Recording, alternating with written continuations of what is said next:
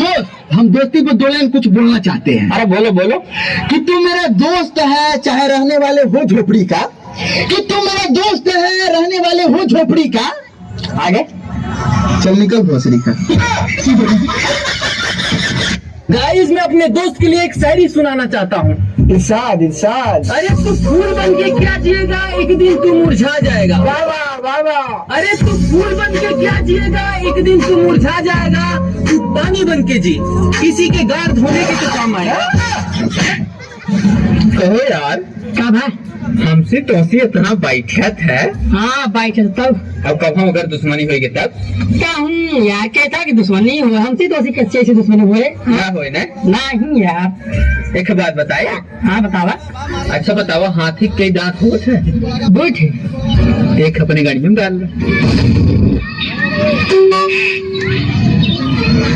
गुस्सा आ गया कहा यार? नहीं यार, हम ना गुस्सा नहीं। मैं गुस्सा ना नहीं। तब एक और बात बोली। बोला। एक और दतवा गाड़ी में डाल। मजाक का फायदा होता है, कहता मतलब दोस्त है जो ना तो मजाक करता है।